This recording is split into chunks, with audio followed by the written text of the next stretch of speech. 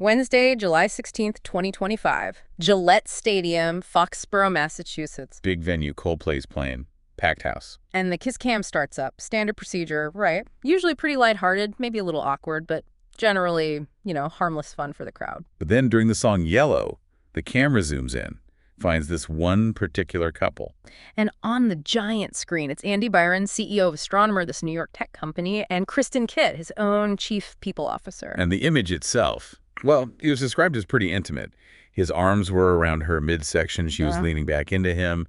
Sources said it suggested they were more than just colleagues or even friends. Yeah, the body language was apparently quite clear even before anything else happened. Just looked very close, maybe too close for work colleague. Definitely transcended typical professional boundaries, raising immediate questions. And the second they saw themselves up there, their reaction wasn't, a quick laugh or a peck on the cheek. It was instant, stark panic.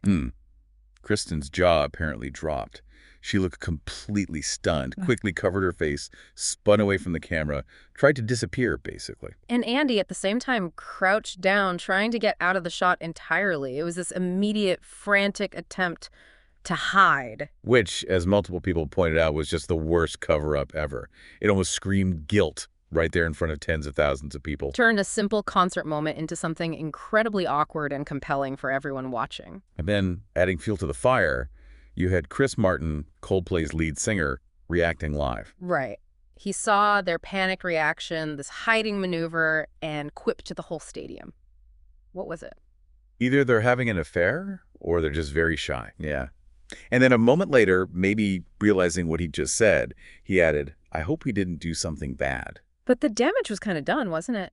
Some sources say his comment basically detonated the whole thing. Exactly. It drew explicit attention to the possibility of an affair, made it unavoidable. Others joked darkly that Coldplay made 2 singles in one night, became influencers in a whole new way. A strange twist for the band, for sure. And that, predictably, was just the beginning. Someone filmed it, posted it to social media. And boom, it just exploded. Thermonuclear viral was the phrase one source used, seen by millions all over the world. Became the most viral clip ever from a Coldplay concert, apparently. You could almost feel the internet snap into detective mode, couldn't you? Instantly. Everyone wanted to know who these 2 people were, what the story was. The online digging started immediately. It's fascinating, that speed, how quickly this internet courtroom convenes. It really is. And it highlights this complex thing about public spaces now. Gillette Stadium, like most big venues, has disclaimers. You might be filmed. There's no real expectation of privacy legally. Right. But the speed and intensity of the online scrutiny was on another level. It turns a moment like this into a public trial almost overnight. Judged by millions before any facts are really confirmed. Exactly. Public spaces are now global stages. Privacy, especially in a crowd, is just eroded incredibly quickly.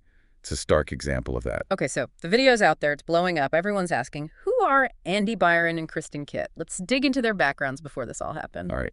Andy Byron, born 1974, lived in Northborough, Massachusetts, which is, west of Boston. He went to Providence College, long career in tech. And personally. Yeah. Married to Megan, 2 teenage kids. Seemed like a stable family life on the surface. Professionally, he became CEO of Astronomer in July 2023. The company itself, interestingly, was only founded in 2023. Based in New York, doing data management optimization products. In the valuation, sources seem to differ a bit there. Yeah, quite a range.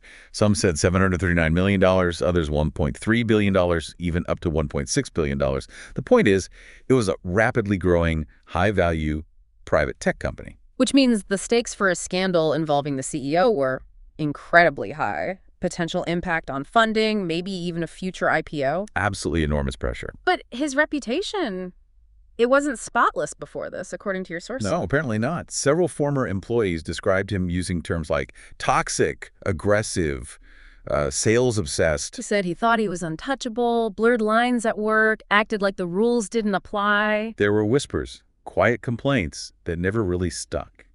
Which, in hindsight, looks pretty significant now. He denied it, though, right? Said he was brought in to shake things up. He did. Framed his aggressive style as necessary for change, for disrupting things. Okay, now Kristen Kitt, hired by Andy Byron himself. Right. As Chief People Officer, CPO, in November 2024, she has a degree in political science from Gettysburg College. And Andy publicly praised her quite a bit when she was hired. Oh, yeah, big time.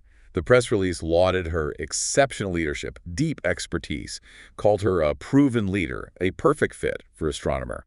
And how did she see her role? Not just traditional HR, apparently. No, she preferred the term people strategy, focusing on aligning human capital with business goals, culture, and crucially, ethics. Which makes this whole thing even more jarring. Massively ironic. And her LinkedIn profile, before it was deleted, described her as an influential leader and fearless change agent who leads by example. Wow. Okay. Now, her personal life, that also got complicated fast once the internet started digging. Extremely. She was previously married to a Kenneth Thornby, divorced in 2022, but then reportedly married Andrew Catt, the CEO of Privateer Rum. And they just bought a house together. Yeah, a $2.2 million house in Rye, New Hampshire, just a few months before the concert, in February 2025. So sources were confused. Some said married, some said recently divorced. Exactly. It reflects that chaotic nature of internet sleuthing. Information gets fragmented, outdated, maybe even wrong.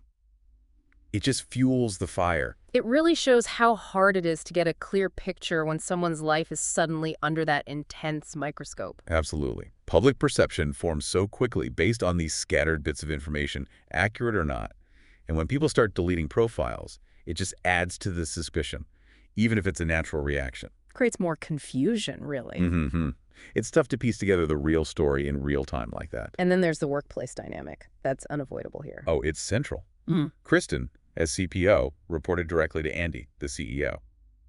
A clear power imbalance. Which makes any alleged relationship deeply problematic from a corporate ethics standpoint. A workplace nightmare, as one source put it. And then the rumors started. About company policy. Yeah, strong suggestions that Astronomer had a strict policy against any kind of romantic involvement with staff, especially between managers and subordinates. Which, if true, means they weren't just crossing ethical lines, but actively breaking company rules. Made it even messier. And the irony of her role Yeah. as CPO, it's just staggering. Her job was literally to prevent this sort of thing, to manage workplace relationships, uphold ethical conduct. And here she was, allegedly, right in the middle of the most public example imaginable.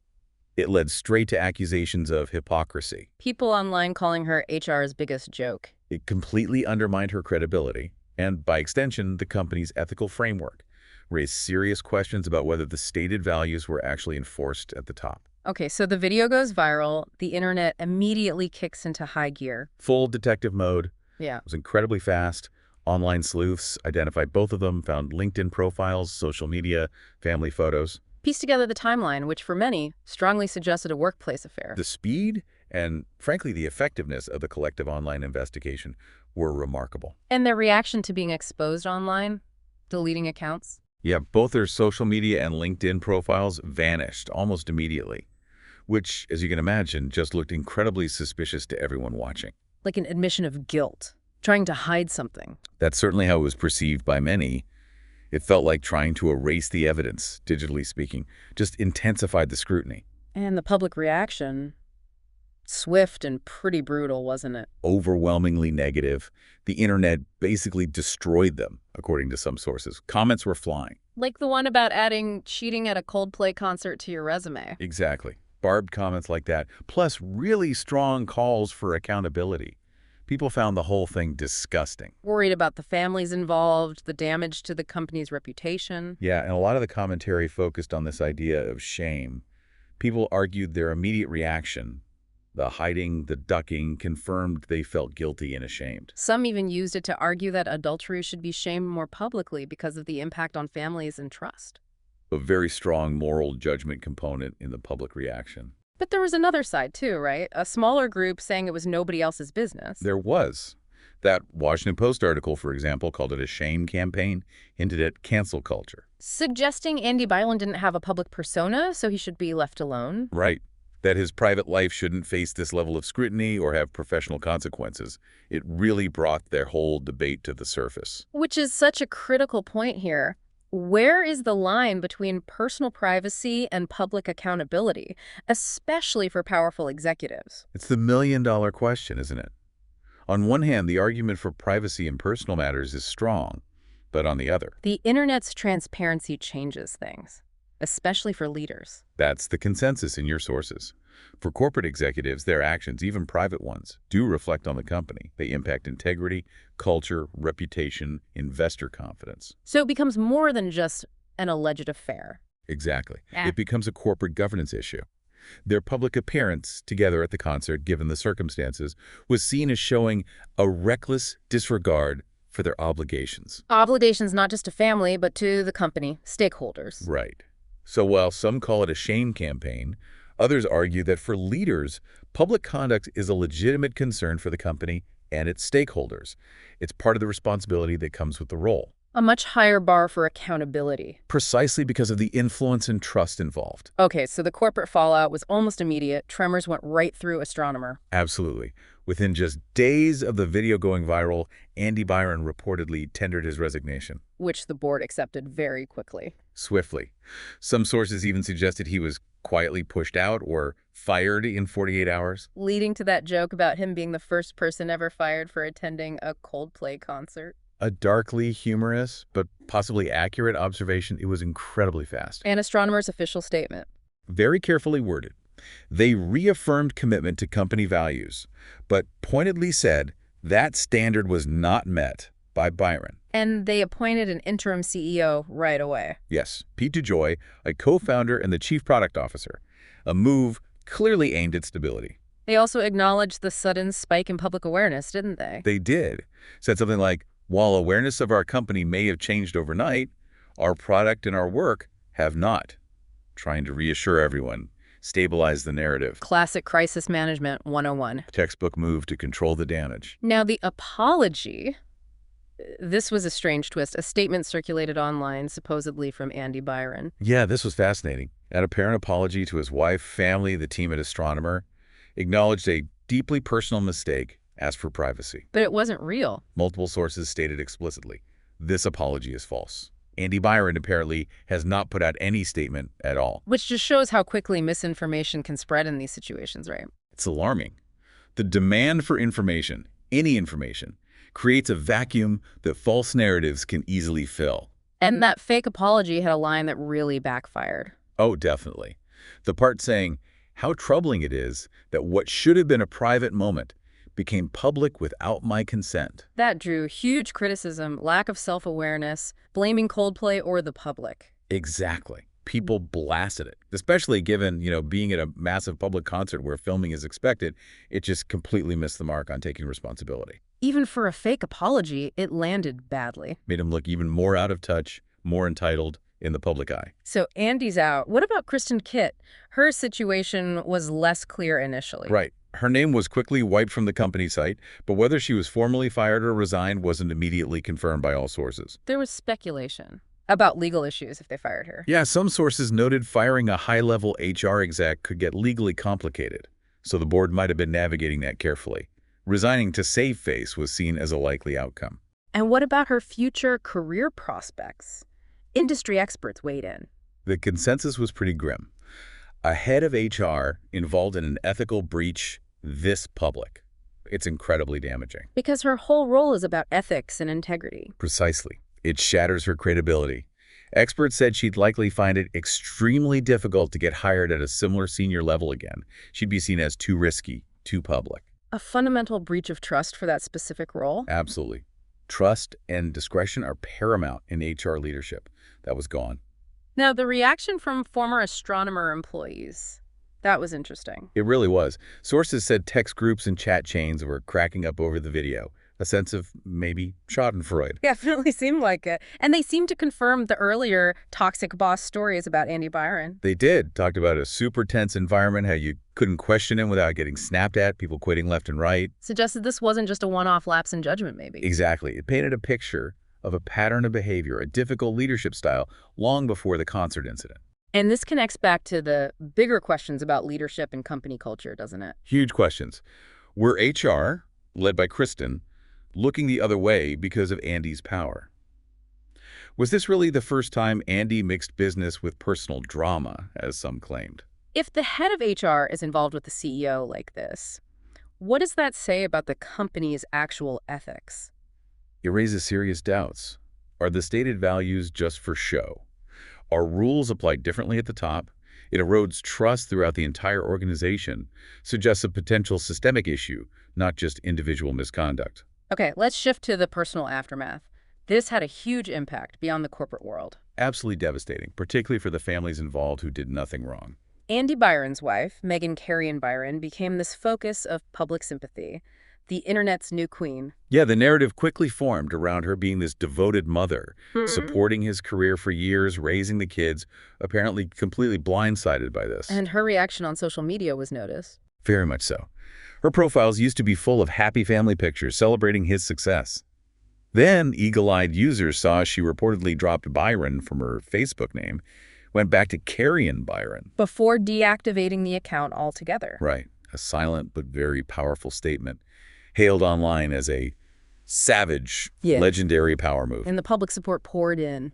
Team Megan. Massively. Thousands of strangers sending messages of support advising her to take him for everything.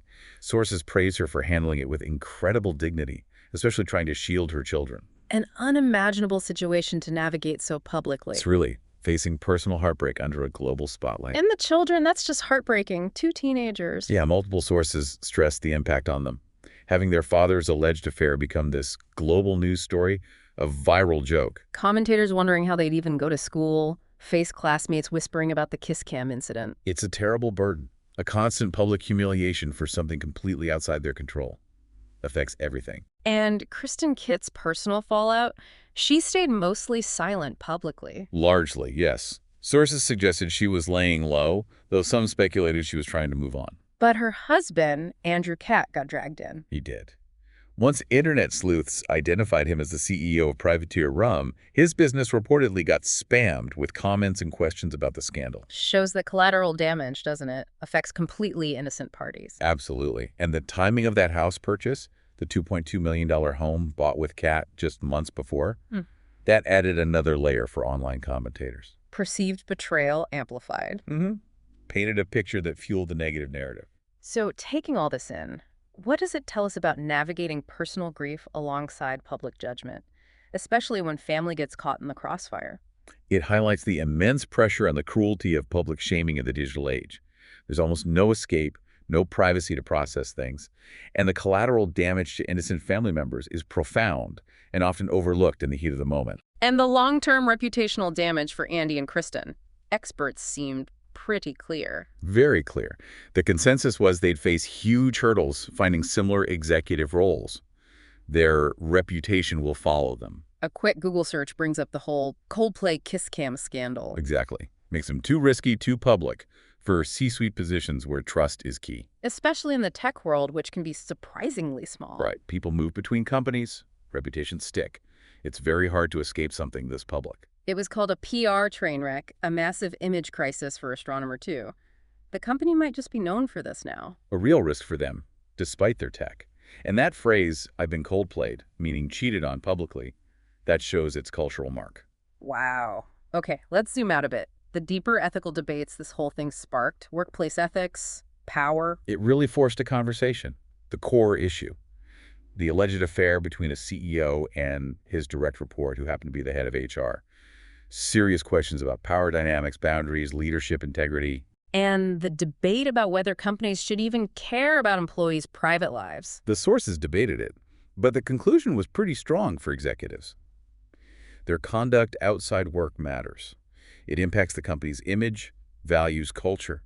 It's not purely private when you're a leader. Their actions reflect on the organization. Undeniably. The argument was their responsibilities extend beyond the office. What about the cancel culture angle? Did that hold water? Some mentioned it, like that Post article calling it a shame campaign, but others pushed back hard. Arguing this wasn't about protected speech. Right. They argued high-level execs have a duty, a moral code, to protect the company's interests. Public misconduct that violates policy and trust isn't cancel culture, it's an accountability issue. A consequence of failing to meet professional standards, essentially. That was a prevailing argument. Less about censorship, more about responsibility. And the idea of privacy at a concert. That fake apology line about "without my consent." That drew intense criticism for the lack of self-awareness. Everyone pointed out. Huge stadium, tens of thousands of people, cameras everywhere. There's zero expectation of privacy. Venue disclaimers usually state that explicitly. Exactly. And commentators stressed it was their reaction, the panic, the hiding, that guaranteed the scrutiny.